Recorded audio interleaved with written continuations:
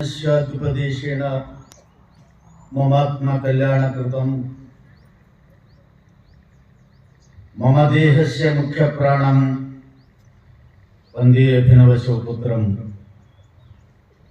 शिवादित्रयमूर्तिरवतारकम् आरूढः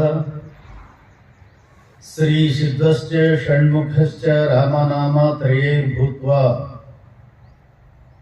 त्रयोरेकं मूर्तिगुरुः गुरुनाथारूढ़ शिवपुत्र यतीश्वरौ तत्शिष्यं शांतिसागरं निजगुणकृति भाष्यकृतं विदेह मुक्तस्वरूपं वंदे चिक्करामारूढ़ यतीश्वरं शिष्यप्रशिष्य रूपेण बोधकं गुरुम् आश्रये अहं गुरुम् आश्रये।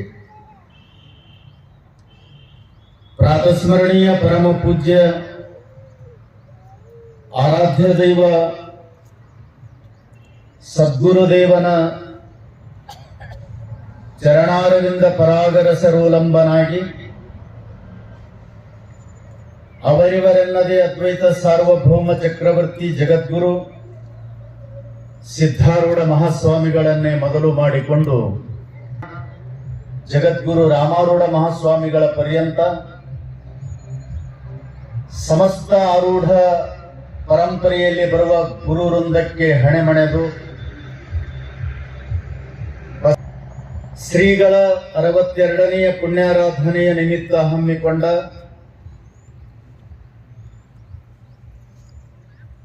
ಈ ಮಂಗಲಮಯ ಪುಣ್ಯಾರಾಧನೆಯ ಕಾರ್ಯಕ್ರಮದ ವೇದಿಕೆಯ ಮೇಲೆ ಉಪಸ್ಥಿತರಿರುವ ಎಲ್ಲ ಪೂಜ್ಯರಿಗೂ ಶರಣುಗಳನ್ನು ಸಲ್ಲಿಸಿ, ಎಲ್ಲ ಶಾಸ್ತ್ರೀಜಿಯವರಿಗೂ, ಶಿವಸಭೆಯಲ್ಲಿ ಸನ್ಮಿಲಿತರಾಗಿರುವ ಶಿವಶರಣರೇ, ಶಿವಶರಣೆಯರೇ, ನಿಮ್ಮೆಲ್ಲರಿಗೂ ನನ್ನ ಅನೇಕ ನಮನಗಳನ್ನು ಸಲ್ಲಿಸಿ, ಶಿವಸ್ವರೂಪಿಗಳೇ,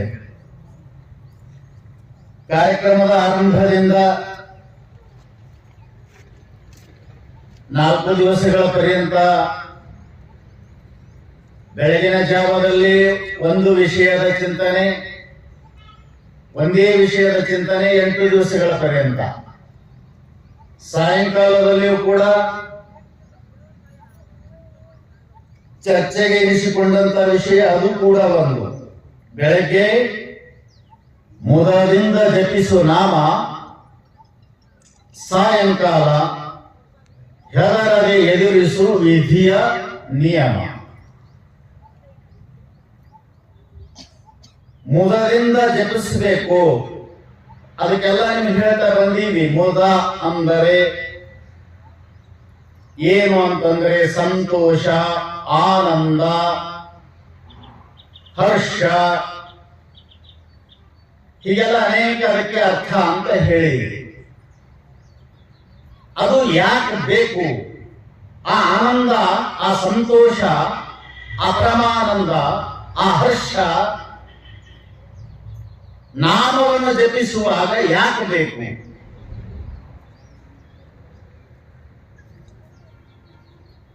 ಹರಗೊಂಡ ಭೂಮಿಯಲ್ಲಿ ಮುದಗೊಂಡು ಬೀಜ ಬಿತ್ತಿದರೆ ಮೊಳಕೆಯಬಹುದಲ್ಲದೆ, ಉಷಾರ ಭೂಮಿಯಲ್ಲಿ ಬಿತ್ತಿದ ಬೀಜ ಮೊಳಕೆಯಬಹುದೇ?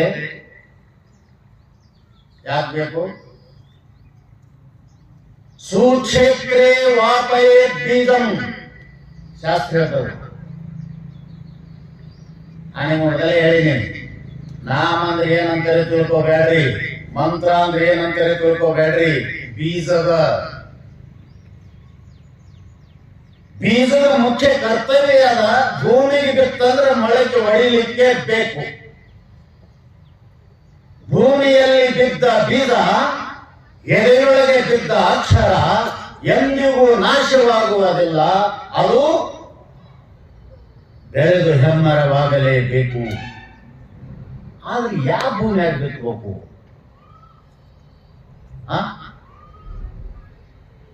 ಸುಕ್ಷೇತ್ರೇ ವಾಪಯೇ ಬೀಜಂ.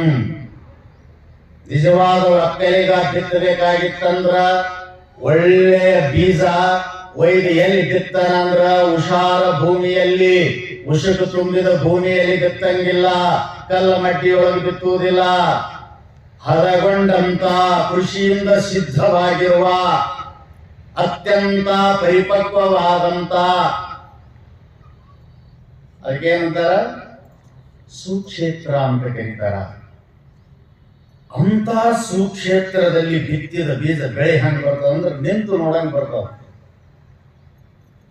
ನಿಂತು ನೋಡಂಗ್ ಬರ್ತಾವ. ಎಲ್ಲರ ಬಿತ್ತಿದ್ರೆ ನಾಟಿಗೆ ಆಗೋದಿಲ್ಲ, ಅದು ಮಳೆ ಕೊಡೋದಿಲ್ಲ, ಬೀಜವೂ ಕೂಡ ನಾಶ ಆಗಿ ಹೋಗ್ತದ. ಅದಕ್ಕೆ ಒಂದೊಂದು ಅಂತಿರ್ತೀರಿ ನೋಡು, ಹೊಲ ಬೀಜ ತಿಂದವ್ರಂತ. ಹೊಲ ಬೇರೆ, ಅಡವಿ ಬೇರೆ, ಕ್ಷೇತ್ರ ಬೇರೆ. ಅವೇನ್ ಹೇಳುದಿಲ್ಲ ಈಗ ಏನ್ರಿ, ಹೊಲ ಬೇರೆ, ಅಡವಿ ಬೇರೆ, ಕ್ಷೇತ್ರ ಬೇರೆ. ನಾವೀಗ ಯಾವ ಸುದ್ದಿ ಹೇಳಕತ್ತೀವಿ? ಕ್ಷೇತ್ರ ಹೇಗಿರ್ಬೇಕು? ಅದು ಫಲವತ್ತಾಗಿರುವಂತ, ಬಿತ್ತಲಿಕ್ಕೆ ಸರ್ವ ವಿಧದಿಂದಲೂ ಯೋಗ್ಯವಾಗಿರತಕ್ಕಂತ ಭೂಮಿಯಲ್ಲಿ ಬೀಜ ಬಿತ್ತಿದರೆ ಹಾಗೆ ಅದು ಅತ್ಯಂತ ಸುಸ್ಪಷ್ಟವಾಗಿ ಮೊಳಕೆಯಾಗಿ ಹೊರಗೆ ಬಂದು ಫಲ ನೀಡುತ್ತದೆಯೋ ಹಾಗೆ ಹದಗೊಂಡ ಭೂಮಿ, ಮುದಗೊಂಡ ಭೂಮಿ ಯಾವುದು? ಸುಕ್ಷೇತ್ರೇ ವಾಪಯದ್ ಬೀಜಂ ಸುಪುತ್ರೇ. ಒಳ್ಳೆಯ ಶಿಷ್ಯನಿಗೆ ಕೊಟ್ಟ ಉಪದೇಶ, ಒಳ್ಳೆಯ ಭೂಮಿಯಲ್ಲಿ ಬಿತ್ತಿದ ಬೀಜ ಎಂದಿಗೂ ನಾಶವಾಗುವುದಿಲ್ಲ. ಒಳ್ಳೆಯ ಶಿಷ್ಯ ಅಂತಂದ್ರೆ ಏನ್ ಶ್ರೀಮಂತ ಇರ್ಬೇಕೇನು? ಏನ್ ನೋಡಕ್ಕೆ ಏನ್ ಸಿನಿಮಾ ಸ್ಟಾರ್ ಇದ್ದಂಗಿರ್ಬೇಕೇನು? ಒಳ್ಳೆಯ ಶಿಷ್ಯ ಅಂದ್ರೆ ಯಾರು?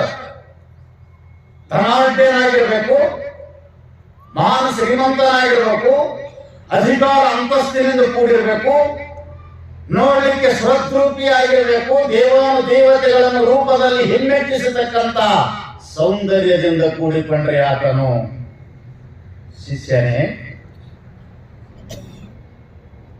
ಅಷ್ಟಾವಕ್ರ ಕಾಲಿಗಿಟ್ಟಿಟ್ರೆ 8 ಡಂಕ ನಡೀತಿದ್ದ. ಜನಕ ಮಹಾರಾಜನ ಪಾದದ ಕೆಳಗೆ ಕುಂತುಕೊಂಡು ಕೇಳದ.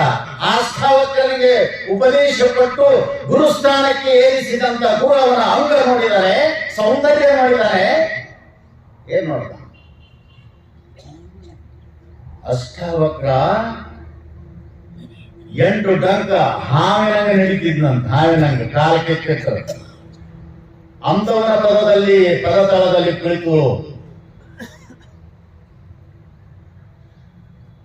ರಾಜ್ಯ ಕಾರವಾರ ಮಾಡ್ತಕ್ಕಂಥ ಜನಕ ಮಹಾರಾಜ ಉಪದೇಶ ಕೇಳ್ತಾನ. ಸುಪುತ್ರಿ ಅಂದ್ರೆ ಯಾರು? ಯಾವನ ಅವನ ಶರೀರ ಹೆಂಗೇಕಿರ್ಲಿ, ಅವನ ಬಣ್ಣ ಹೆಂಗೇಕಿರ್ಲಿ, ಅವನ ಕಣ್ಣು ಹೆಂಗರೇ ಇರಲಿ, ಯಾವನ ಹೃದಯ ಮುದದಿಂದ ತುಂಬಿಕೊಂಡದ, ಯಾವಾತನ ಅಂತಃಕರಣ ನಿರ್ಮಲವಾಗ್ಯದ, ಅಂತ ನಿರ್ಮಲವಾದ ಮುದಗೊಂಡ ಸುಕ್ಷೇತ್ರವಾಗಿರುವ ಭೂಮಿಯಲ್ಲಿ ಭಗವಂತನ ನಾಮಸ್ಮರಣೆ ಮಾಡಿದರೆ ಸಾಕು, ಆಗಿಂದಾಗ ಮೈಗೂಡ ಬಿಡ್ತದಂತ. ಅಂತ ತಾಕತ್ತೈತೆ. ಅದಕ್ಕೆ ಸಿದ್ಧ ಆಗಬೇಕು, ಹೃದಯ ಸಿದ್ಧ ಆಗಬೇಕು, ಆನಂದ ತುಂಬಿರಲಾಗಬೇಕು, ಹರ್ಷ ಹೊರಹೊಮ್ಮಬೇಕು. ಅದಕ್ಕೆ ಜಪಿಸುವಂತ ಹೃದಯದಿಂದ. ಅದು ಎಲ್ಲಿದರೆ ತರೋದಲ್ಲ. Taste is index of the mind, speech is index of the mind. ನಮ್ಮ ಹೃದಯ ಆನಂದದಿಂದ ತುಂಬ್ಯಾದ ಅನ್ನೋದಕ್ಕೆ ಬೇರೆ ಯಾರ ಸಾಕ್ಷಿ ಬೇಕಾಗಿಲ್ಲ. ಯಾವ ಬಾಂಡ್ ರೈಟರ್ನ ಕರ್ಕೊಂಡ್ಬಂದು ಬರತ್ ತೋರಿಸೋದಲ್ಲ. ಯಾವುದಕ್ಕೆ ಐ ವಿಟ್ನೆಸ್. ಆನಂದದಿಂದ ಇದಾನೆ, ಸಂತೋಷ ಇದಾನೆ ಅಂತ ನಾವು ಗುರುತಿಸಬೇಕಾದ್ರೂ ನೋಡ್ರಿ, ಸುಖ ದುಃಖ ಆನಂದ ದುಃಖ ಇವು ಎಲ್ಲಿದಾವಂದ್ರೆ ಒಳಗದಾವ. ಆದರೆ ಅದನ್ನು ತೋರಿಸುವಂತ ಕನ್ನಡಿ ಹೊರಗದ. Face, this is a index. ಏನು? ಹೃದಯ ಯಾರಿಗೆ ಕಾಣೋದಿಲ್ಲ, ಹೃದಯ ಕಾಣೋದು ಇಬ್ಬರಿಗೆ. ನಾ ಪದೇ ಪದೇ ಹೇಳ್ತೀನಿ, ನಮ್ಮ ಹೃದಯ ಕಾಣೋದು ಇಬ್ಬರಿಗೆ. ಯಾರಿಗೆ? ನನಗ, ಅವಾಗ, ನಮ್ಮ ಮಾಲಕ. ನಿಮಗೂ, ನಿಮಗ, ನಿಮ್ಮ ಮಾಲಕ, ನಿಮ್ಮ ಗಂಡ ಅಲ್ಲ. ಹೆಣ್ಣಿನ ಗಂಡ, ಗಂಡಿನ ಗಂಡ, ಜಗತ್ತಿನ ಗಂಡ, ಕೂಡಲ ಸಂಘ ಅವ ಕಾಣಿಸ್ತದಂತ. ಅವ ಹೆಣ್ಣಿಗೂ ಗಂಡ, ಗಂಡಿಗೂ ಗಂಡ, ಜಗತ್ತಿನ ಗಂಡ, ಕೂಡಲ ಸಂಘ.